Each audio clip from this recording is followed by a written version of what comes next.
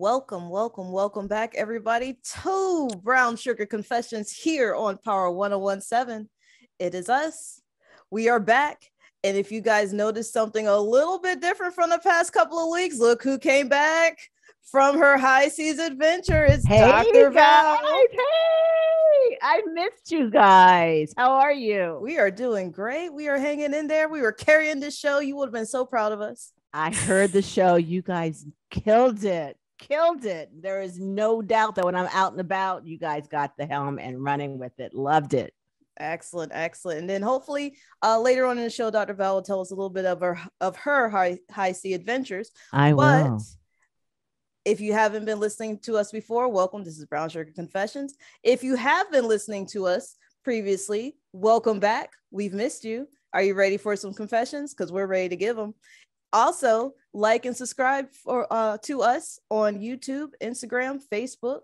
We are also on Spotify. That's kind of fancy. I got to listen to that over the weekend, our Spotify show. It's a doozy, so you should go and look for it. And also, don't forget, if you have any questions or any confessions you want to give to us, you can always reach out to us at brownsugarconfessions.com. Or if you want to confess to Doc Val specifically, because, I got a list, so I have to say that slowly. Specifically.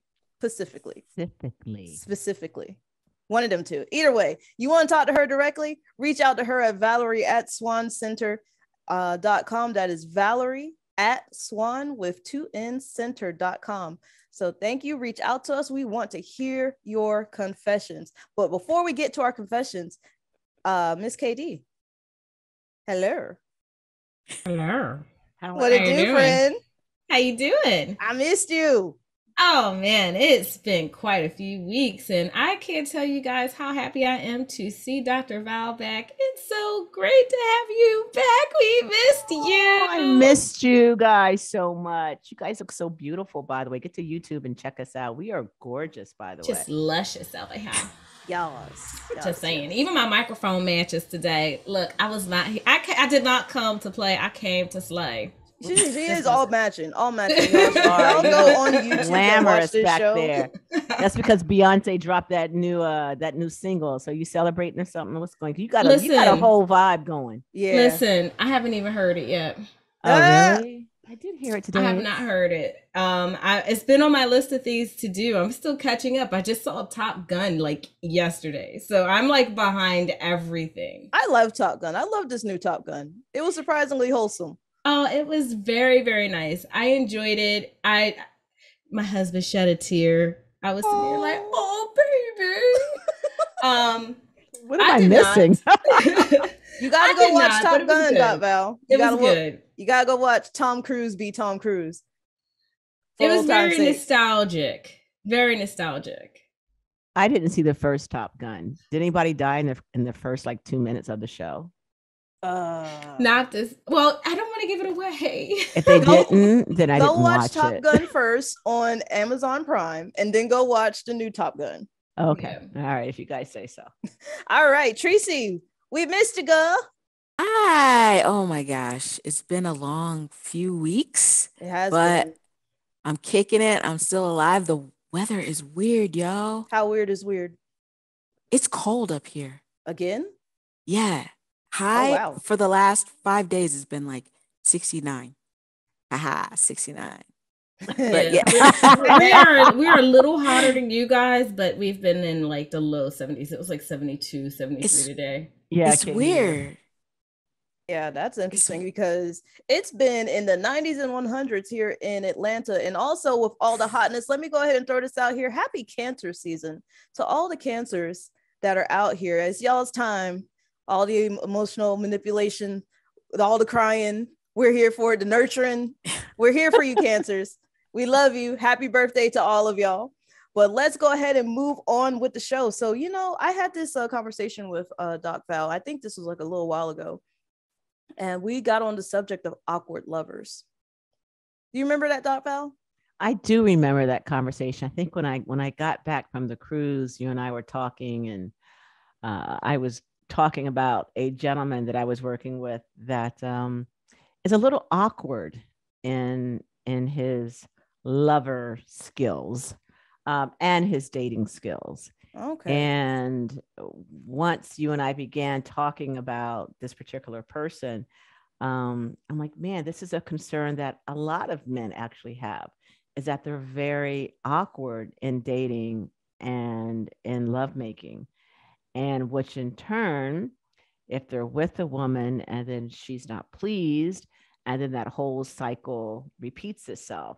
So Miss T and I said, well, you know what, let's talk about this tonight, because it's one of those things that we don't often talk about. Yeah. Is for men to be awkward lovers. And then also, there are also women who sometimes can be awkward lovers too. But I think Absolutely. all around, let's start with the actual question of first of what is an awkward lover? That's a good question. So, you know, what I classify, and there's no science behind this, is something that I just come up with, awkward lover.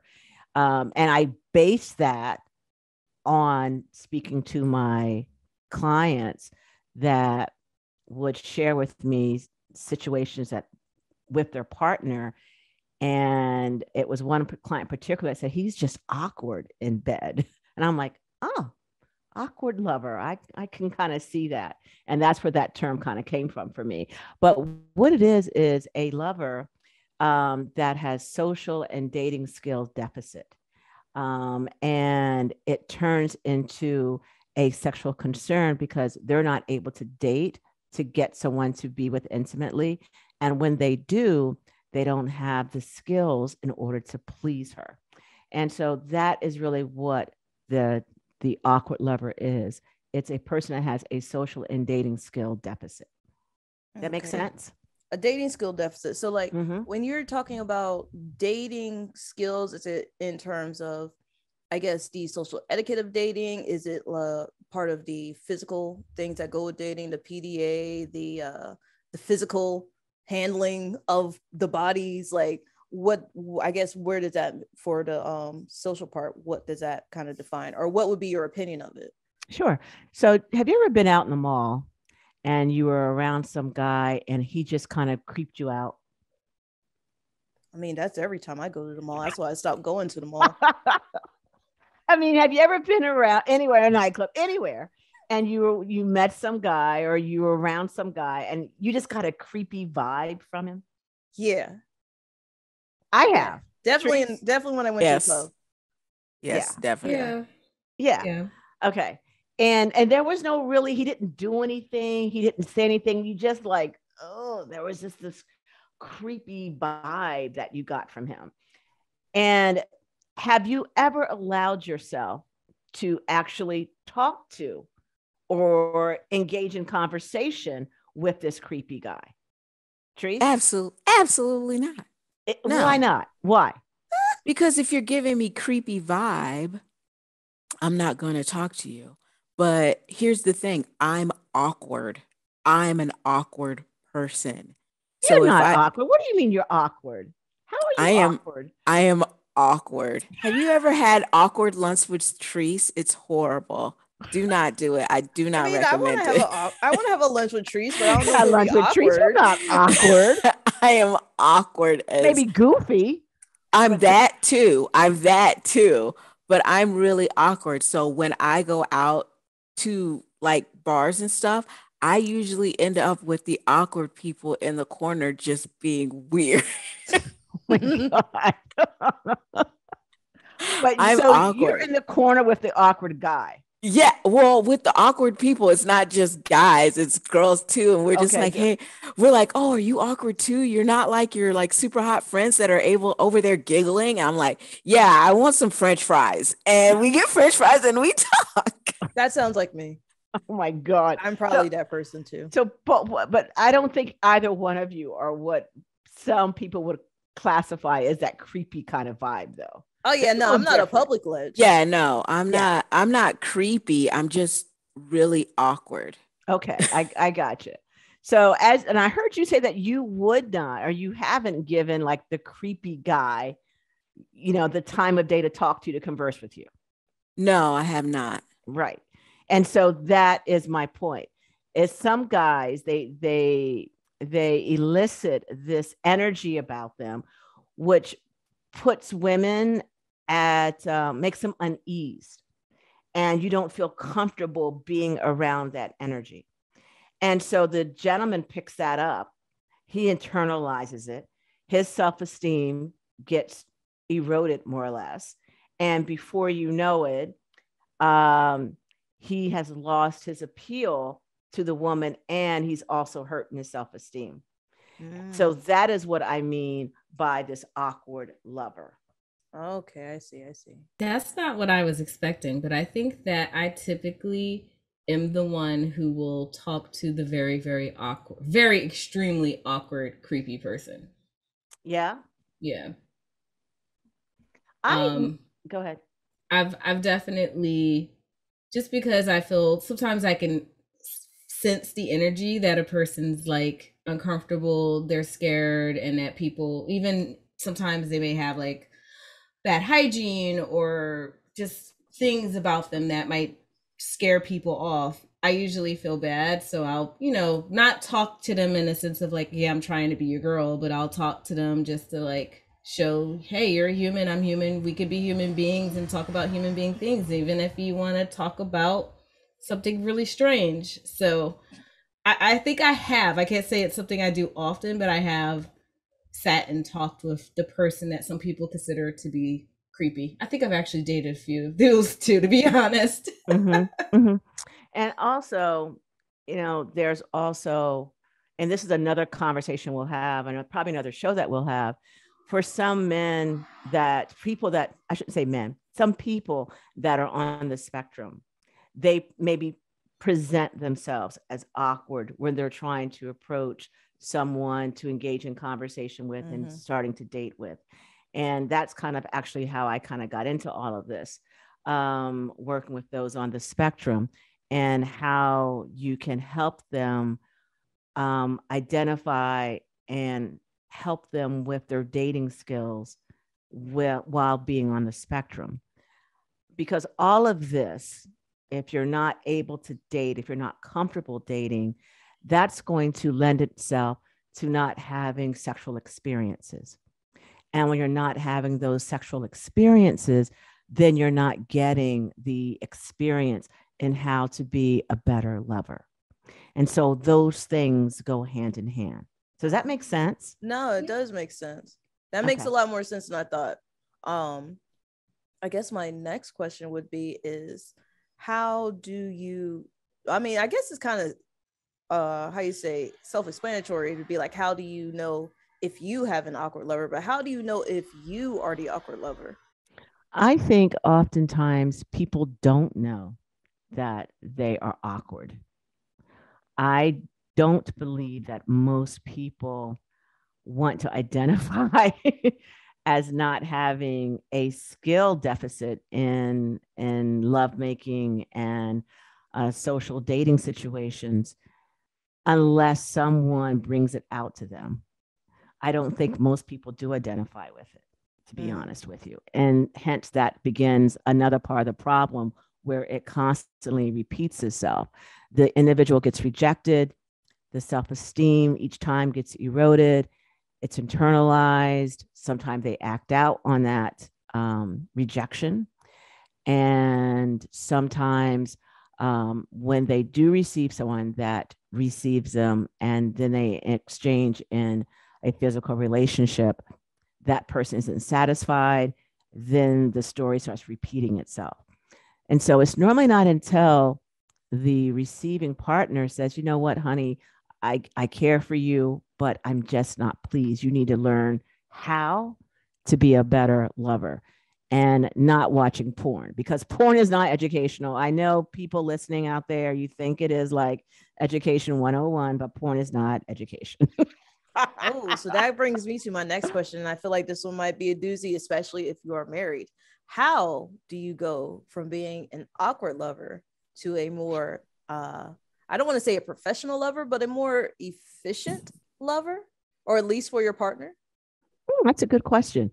The first thing is, I think it's got to be personalized education. And what I mean by that is, if it's a cisgender male, oftentimes I think women are so concerned about their egos. they're so fragile. Right? You don't want to hurt his feelings. You don't want to demasculate him. So you tend to, pray that the next 15 minutes will go by very quickly so that you can be done with it and then go grab your toy and knock yourself out real quick. So you think this is why people tend to fake it a lot? I think it's definitely no. It's one of the reasons from my clinical practice that a lot of women come to me. They're not satisfied because they've been faking it for years. And if you're not doing him a service, if you don't tell him, because most men, they want to please you, your partner, not even men, they do want to please you. It's not about the gender. They do want to please you. But if you don't speak up and tell them that they should go left when they're trying to go right, or they should go up when they should be going down, or whatever your thing is, to your body, if you don't have the power in your voice to tell him or her, how are they going to change? Because they don't know that they're not pleasing you because you're faking it. So it's an ugly cycle you're perpetuating over and over again. So you've got to break the cycle first by having a voice, by telling them, honey, I love you, but let's try this instead. I tell some of my female clients, have you ever touched yourself in front of him so he can see where your hot buttons are? That's a good way to start, is understanding your body. Let him see how you pleasure yourself so he can duplicate it. I feel like this goes back to a conversation that we had previously. And Tracy was like, yeah, if you want to know how good your lover is, let him rub one out in front of you before you get started. And I was like, oh, and now it's coming back to haunt me. Aha. Mm-hmm. Aha. Mm-hmm. Yeah. Role playing is another good one that you can do. Role playing with your partner, kink it up a little bit if you have to. Do a little BDSM play. And within that role play, teach them how to please you. So that's a role play that you can have. Teresa's back there shaking her head. What do you think about that one? That's the truth. It works. It works. Do it in a scenario where they have to pay attention to you. Mm-hmm. Because sometimes people get so excited by you pleasuring yourself in front of them that they forget that they're supposed to be learning. Right. But if you do it in another way that it makes them pay attention, then they get it. It works. It does work. I can vouch for that. I can vouch for that. The more you know. Yeah. And, if those that are listening are having difficulty with dating, not having the social skills to get to, the second stage, I tell my clients to do a field assignment. And what I mean is I teach them step by step on how to be less socially awkward around the person they're trying to attract, the gender that they're trying to attract. It could be something simple as helping them dress. If you're coming in a 1940 looking jacket with tone up sneakers, as they say. Why'd I say tone up like that? Tore up sneakers, as they say. What is tone up? I don't know. I was thinking of something tone up. I was trying to get a Southern accent. It came out all jacked up, but whatever. Then, I would say taking that person and taking them to the store and helping them get clothes that make them more, I want to say, attractive to the opposite sex or whatever sex they're trying to attract. So that's one thing you can do very quickly is, style up a little bit. You don't have to look like something from, the lagoon. Dress yourself up a little bit. Look good. What? You mean we can't be just normal sea hags out here? What? No, we cannot. No, not when you're trying to get a date. I mean, look the part a little bit, And a lot of people just, if you go to the mall and just look, some people just don't present themselves well. And then they wonder why they don't get anyone. So that's something you can do really, really easy. Also, if you have someone that you can practice your verbal communication skills with. And I know that sounds really mundane and probably elementary, But for people that are awkward and not comfortable approaching the gender they want to attract, having like a buddy that you can just say, you know what, I just want to practice some of my skills on with you so I can get better. What do you think about this line? How does this sound? Even something as simple as that would also work. Taking them, going to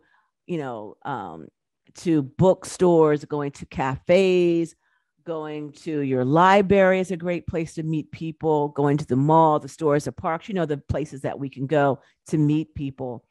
So just learning some very social skills, basic social skills. And if you're not sure about even how to present yourself, reaching out to someone, going to the mall and asking for a personal shopper. Most stores now like have someone that will take you around. Like even Macy's has that. That can help you. Yeah. That can help you pick out some clothes that look good on you. So don't be hesitant in getting some help around your appearance. That's an easy thing to fix. And then working on your skills as far as how to verbally attract your gender that you're trying to attract. And then third is really asking the person that's receiving your love, like, how was it? Did I please you? And for the sake of your sexuality, receivers, don't lie.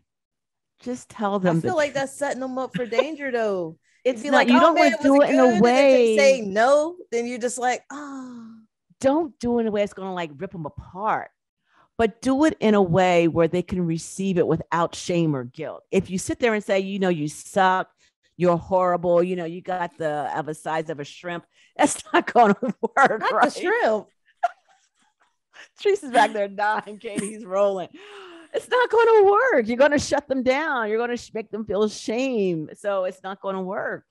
So you have to have enough love and respect for the giver to say, you know what? I think you should try this. I love how you do this to my body, but I wish you would change this because this works for me better. You have to be able to express that and not do it in a way that just makes them feel horrible. Don't bring any shame or guilt because that'll totally erupt everything. That won't work. So think about the receiver, how you can help your partner be a better lover by being honest and by giving them real instructions and directions.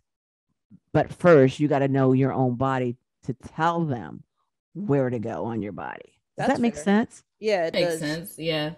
So now I have all the questions in the world because I feel like these could almost be two very different subjects because I feel like when I first thought of this as a topic or first started trying to explore this in my brain as a topic, I was thinking more of just being awkward in the bed specifically. And I feel like you can be very awkward as a human being, but still be dynamic in the bed. And you could be a very normal, cool person, neurotypical, so to speak, and be very, very, very awkward, especially since maybe you have a personality that people are so used to kowtowing to that you don't really take, or the person may not take, criticism well. Mm-hmm. And I find a lot of guys are in that position where they feel so good and they have so much ego that you can't even critique them because they're so used to everyone telling them how great they are. And I feel like, to me, that's a form of awkwardness. It's just that they're completely unaware of it. I'd rather be with someone who is aware of their own awkwardness and willing to work on it than being completely awkward and having no clue about it. You know what I mean? Yeah, I mean, I get you. That makes a lot of sense. But However, it's time for a break, y'all. What? We were just getting into this one. Right. Well, all right. I guess it's time for us to slide on out. You guys, go ahead, get you a drink, go to the potty, find a snack, and we'll be right back after this. Stay with us.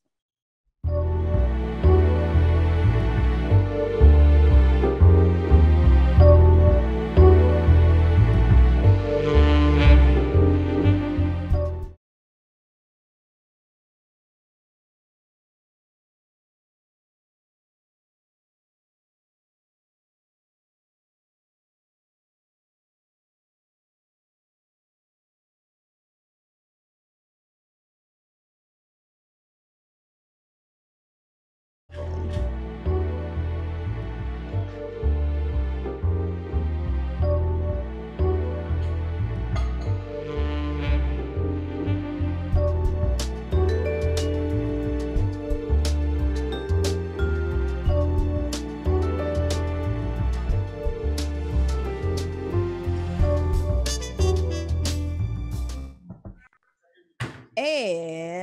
we are back here on Brown Sugar Confessions on Power 1017.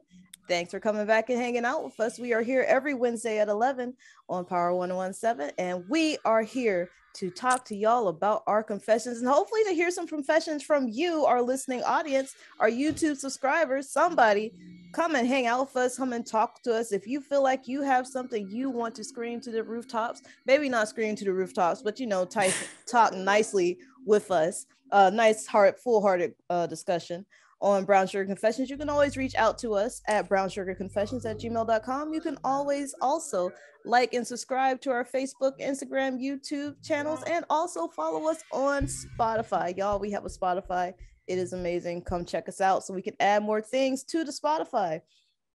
If you want to talk to Doc Val directly, you can always reach out to her at Valerie@swancenter.com. That is Valerie@swan with 2 N's center.com. We are back. It is us, myself, Miss T, Tracy, KD, and the lovely Dr. Val is back from her high seas adventure. If you have missed the first half of our show, we are talking about awkward lovers today and just generally awkward things. And I think we had another awkward topic Tracy was sharing with me that is actually happening in my home state, and I feel some kind of way about it. Okay, what is going on in Georgia with Herschel Walker? Man. I'm out of the loop. What's going on with Herschel? Yeah, question. Man. Okay, so he's running for Senate right now against the returning Democrat. He's running no, as a... he's not a Democrat. Raphael Warnock. They're both Republican. Oh, they're both Republican. Ew. Mhm. So they're both running. Herschel Walker is being super weird. So we're gonna take a time machine, get back in my Mandalorian Let's go. DeLorean, and we're gonna go back to 2020 where Herschel Walker said, "I want to apologize to the African American community because the fatherless home is a major, major problem." Now let's fast forward to 2022. Oh snap! Year of Our Plague, Part 3. Let's go. Right?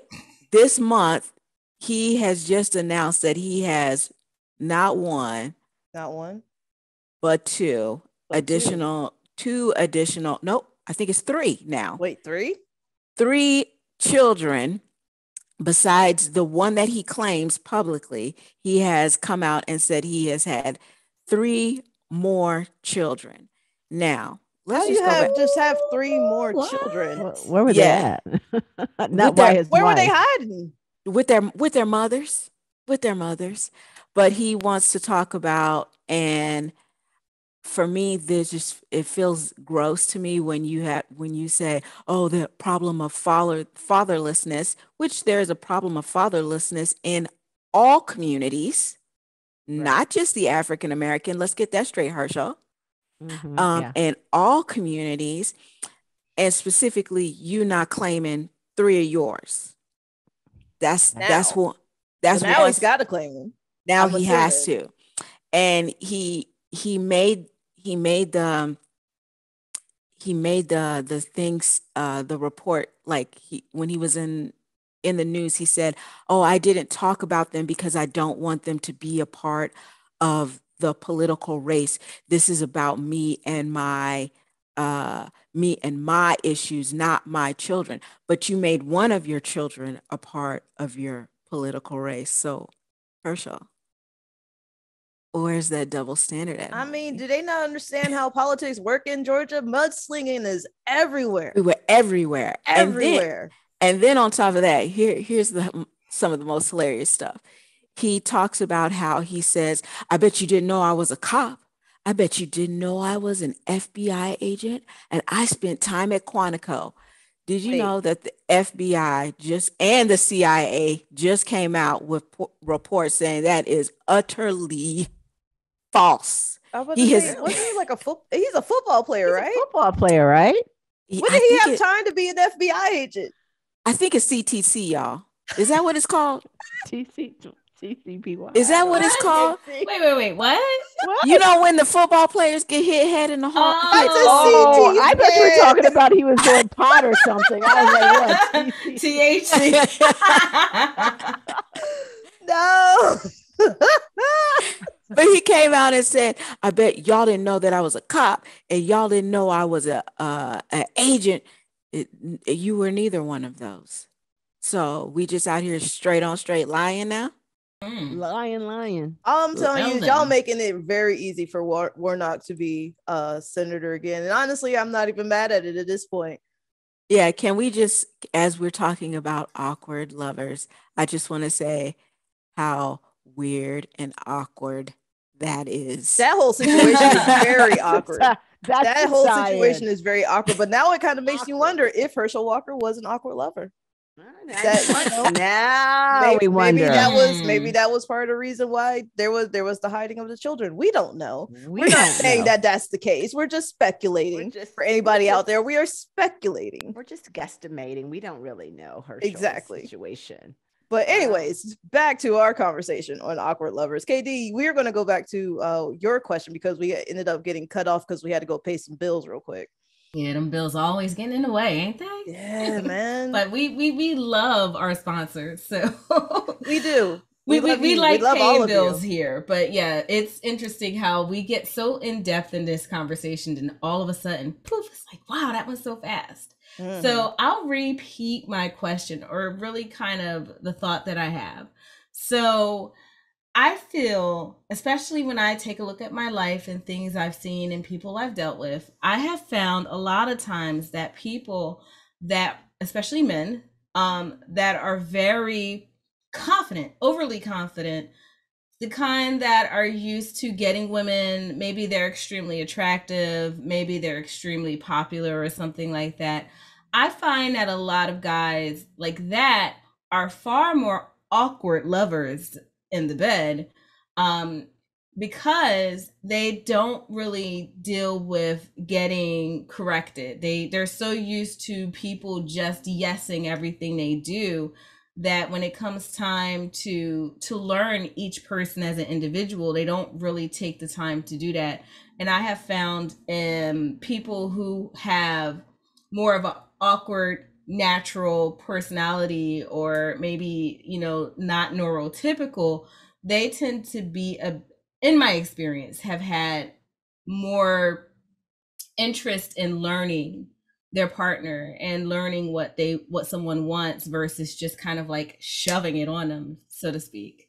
So I just wanted your thoughts on that and how that kind of applies to the subject of awkward lovers. Well, I think that just leads itself to what I was saying earlier, that, it's not just about people that present awkwardness. It's also about men, and I was saying men, for example, but your partner that's not skilled. So that's a skill deficit that they have. And unfortunately, when I'm talking to clients or doing workshops and I ask general questions in the audience, and people often just tell me that they're, oh, I saw it on porn and that's where I got this idea from. And I always say, you know what, guys, ladies, whomever, porn is not educational TV. Please quit using it as a point of reference for real understanding of human sexuality and your sexual response cycle and the science behind sex. I am a really big believer that sex education needs to be taught in college.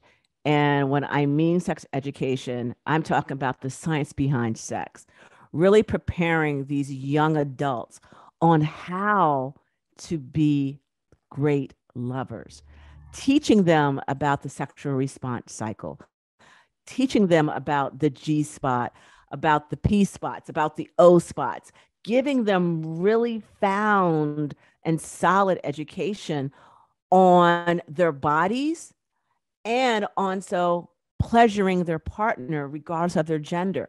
We don't have that. Okay, People hold on. pay a fortune Right. to Pause. come. Pause. What? Pause. Sorry. Pause.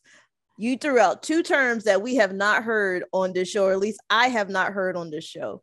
You said a sexual response cycle. Oh, yeah. And a P spot. Yeah. So like, what is that, right? Yeah. That's going to get us sidetracked. But I can just tell you, like, I'll tell you really quick, the sexual response cycle is something that Masters and Johnson's, the famous sexologists, were some of the individuals that pioneered this term. I believe it was Masters and Johnson's, or was it Kinsey? Oh my God, I might get yelled at by my fellow sexologists out there. But it talks about the science of sex and what happens to a man's body and a woman's body. And they use cisgender back in this terminology, back in this day. So it's around cisgender, male and female, and what happens to their bodies around when they're engaging in sex, from the moment of how they get turned on until they release their energy. So that's called the sexual response cycle. And there's actual steps or phases in this cycle that we all go through. Well, not should say we all go through, that has been identified as response cycles to when you're engorged, to when you release, and then how you can come back. So it's actually staged out for cisgender men and for women. I think the latest research has to come out for other genders as well. I think that's something that's far due, is talking about the sexual response cycle for all genders. Yeah. Well, but yeah, that's what it is in a nutshell. Now you know. And you know what? That's a good show, though. We'll actually talk about what the sexual response cycle is for men and for women. And I will, do some fellow research with some of my colleagues and talk about, is there some new research that also talks about the sexual response cycle for trans? I don't know if it's different. So I wouldn't imagine it would be, but you just never know. So these are things that I just am now questioning. I can't imagine that it really depends upon gender, but you never know. So it's a good question, though, to delve into. All right, listeners. Well, guess what? If you want to hear more about the sexual response cycle and how it affects the spectrum, especially when it comes to different genders and sexual orientations, send us a shout out, subscribe, talk to us, let us know what you're thinking. Email us, and maybe you don't even know where you are in the sexual response cycle, like what turns you on. And this is the science of sex. And as I was saying, there's so many people that come to me that are just ignorant around their bodies and what makes them happy. And, some gentleman told me when I was on the cruise that it's unfortunate that, we don't have people like you, Doc Val, before we get divorced, because it might have saved a couple of my marriages because they broke up. Most people get divorced over sex and money. Yeah. Yeah. Yeah. Yeah. That's it. And they'll talk about the money part, but they don't talk about the sex part. Because nobody wants to be the awkward lover. You will, Trace? I will talk about it. I'll be like, you're weird. What is it? You're going to be like, what? You're weird. You're awkward. Weird. You're awkward. You're weird. Horrible in bed. Don't say that. No, don't say that. I'll say it in a very nice Virgo way. I mean, can Virgo say that nicely? I don't know. They'll say it nicely, but there'll be a face in front of it. Yeah, right. Dr. Val, I have another question. What's that? Okay, so there was a conversation that I was having with some other people, lots of other people online just recently. And this is kind of going down a rabbit hole a little bit, so bear with me. But we were talking about what type, and these were a group of ladies, what's their favorite type of porn, basically, lesbian porn specifically. And we ended up hopping into a conversation about, loudness versus quietness. And I found that a lot of people were very particular about, hearing in their personal lives and obviously in that particular entertainment, like loudness, like moaning and grunting and talking. And I found, to me, I always found that stuff weird. To me, it's weird. And then I had the realization that maybe I am awkward because I'm silent as a mouse. And until I get that, oh, I am going to sit there and just stare you in the eye like, yeah, yeah. So is that something that is considered, I'm asking this to you, is that something that's considered awkward to not really be into loud sounds and the smacking and all the talking? Like, I don't want to talk during that. You know what I mean? I wouldn't say that is awkward. No, that is just how you express your pleasure. If your partner needs to hear or enjoys hearing you express that energy by being vocalized, perhaps that might be awkward to him or her. You follow me? So it's really not awkward for you because that's just who you are. But it could be perceived as awkward to your partner. And perhaps your partner's not feeling like they're doing their job or they're making you happy because you're so quiet. So they might be perceiving you as awkward. So that's a conversation that you could have with your partner. Like, honey, I'm quiet. Does that bother you? And I just want you to know that you're still amazing at what you do, but that is just who I am. You follow me? I follow you. So would it also be awkward? Because see, to me, I don't believe in faking noise. And so is that something that like would be falling under like the awkward thing? Like, do you guys fake noise? Like, it's so weird to me that this is something that people do. Faking the O for the sake of our partner's egos. I have done that a couple of times. I will admit, I have not. I'm not doing it again. Never done that, Trees? No, I am. I guess I'm mean. Because I will be like, ew. Oh, none of that was good. I've told people to get out of my bed before. I was like, get out. You wasted my time. Just why do I believe you actually said that? Like, I don't know. Y'all just hear the sound of heartbreak because I feel like I heard the sound of heartbreak somewhere. Did you hear that? That was the sound of heartbreak right there. I gave very specific instructions, and I am a protocol kind of person. I like this, and this, and this. If I tell you I like this, and this, and this, and you go do that, I'm looking at you like this. Like, what are you doing? Oh, you're done? Oh, awesome. Get out.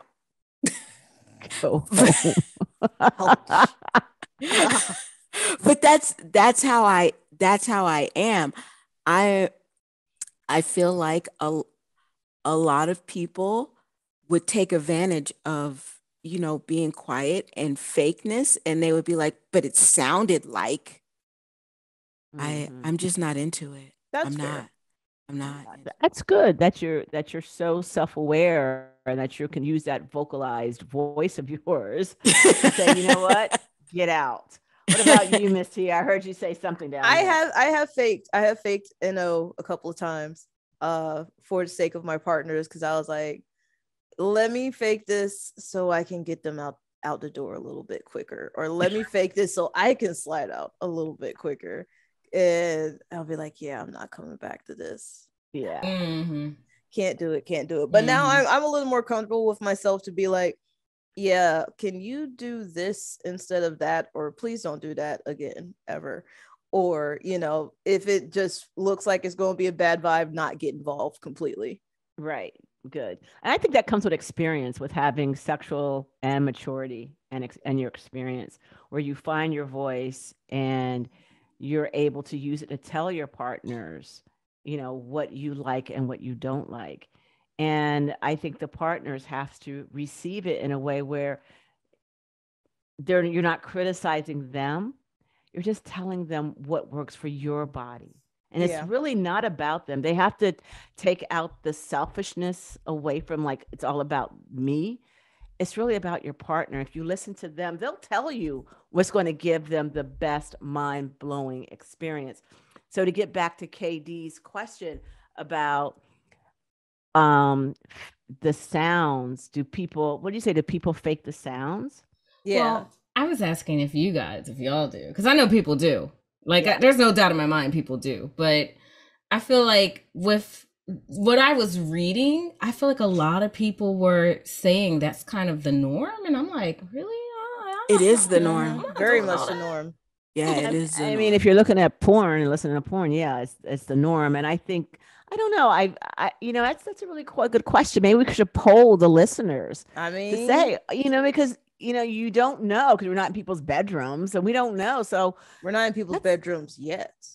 I know we should shoot a show from someone's bedroom. They call it Sexy Kinks, Brown Sugar Confessions. I don't know why this Brown Sugar Confessions in your bedroom. I don't know. I don't know why I'm grabbing my throat saying that right now, but I kind of like it. But I think we should come to someone's bedroom and actually shoot a show. Wait, don't say it like that, because we're going to manifest it, and 6 months later we're in somebody's bedroom. I know, right? We're going to get it. Montana, California, Arkansas King bedroom, having a whole conversation. We're going to get an invite, and I have to give a shout out to Saudi Arabia. Wait, what? Listening to Brown Sugar Confessions. I'm sorry. Say that again. What? I'm sorry. Say that again. Arabia is streaming Brown Sugar Confessions. Wait, you mean to tell me the kingdom of Saudi Arabia? The oil magnets. The oil magnets. Yes. The kingdom of Saudi Arabia is listening to us. Yes. They sent me some emails, and there is a group that's listening. They got their own VPN, and they listen to Brown Sugar Confession. So shout out to technology, to the kingdom of Saudi Arabia, whoever you are, wherever you are. Thank you for tuning in to us on Power 1017. I love it. So keep those emails coming in and let us we look forward to listening to your conversation. I know. And also Switzerland, big shout out to Switzerland. What? Yes, to listening to the show. Hey. Yay. So it's so funny that people that have actually streaming the show that really like this, our crazy voices and what we have to say, and they find it quite educational and funny at the same time. I love it. I'm here for it. So yeah, I think we should actually send us an email, right? And let us know, are you quiet or are you vocal? I mean, seriously, we're going to put it on Facebook as well. We're going to open up like a poll to get people to let us know, because maybe, as Katie she just said that maybe she's awkward because she's quiet, but maybe you're not awkward because you are quiet. Maybe most people are quiet. I don't know. That's a good question. You know what? I think I got hashtags for this one. So are you going to be hashtag Team Mouse or hashtag Team Lion? Oh, okay. Ooh. So hashtag Team Mouse or hashtag Team Lion. Is that what you said? Yeah. I might be hashtag Team Hyena, because sometimes I laugh during it. It be tickling, and I don't know how to react. Like, you can't be sexy when you tickled. You just start laughing, Hashtag Hyena. All right. So those are our hashtag Team Mouse or hashtag Team Lion. And we're going to want you to let us know if you are a mouse or if you're a lion in the bedroom. And that you don't have to go into details unless you want. And we're going to read some emails. We'll probably do it next week. We'll give you guys a couple of weeks to answer this, because have sex for science and email us to let us know. Yes. Be a part of the research to let us know if you're Team Mouse or Team Lion. We made this up on the fly, but daggone it, we really want to know. We're going to do it. Yes, we do. Sounds good. I love it. So we talked about our awkward lovers. And you know what? I found out that's actually very interesting. If you ever go on TikTok, you know who are not the awkward lovers? Who? The nerds and the bisexuals, ironically. Nerds and bisexuals, huh? Yeah, they got it going on. Like the nerds and the bisexuals and the some of the quiet guys, masters. Yeah. And with the women too, masters. But all the regular folks, all the rest of us peons, apparently we don't have it going on. So everybody just take a moment, find your local nerd or bisexual on TikTok and just kind of follow them for a little bit. Yes, those computer nerds, those science geeks that, are always in the books. They're in the books for a reason, guys, and in more ways than one. They always trying to figure out some things. Scientists are like the bomb. I'm telling you right now, scientists Get yourself a scientist. Yeah. They want to learn. Yeah. They're not fragile. Nah. No, they just want to, they're like, well, let's figure it out. They're built for danger. Yes. But with that being said, it is time for us to slide out of here. Oh, everybody, it is I that love time this. I missed you again. guys. Oh, good. We're back. Yay. We are back. Welcome back, Doc Val. You have been missed, and you are ready to rock and roll with the rest of us on this spicy show that we call Brown Sugar Confessions here on Power 117. Tracy, KD, Doc Val, I even Miss T. Once again, we are seeing everybody off. Take care of yourselves and remember to stay safe and play safe. We'll see you next time. Bye-bye, everybody. Thanks for listening to another episode of Brown Sugar Confessions on Power 1017. Go to our Facebook, YouTube, and Instagram page at Brown Sugar Confessions to like, share, and follow. Stay safe and play safe. We'll see you next week. Bye for now. Bye for now.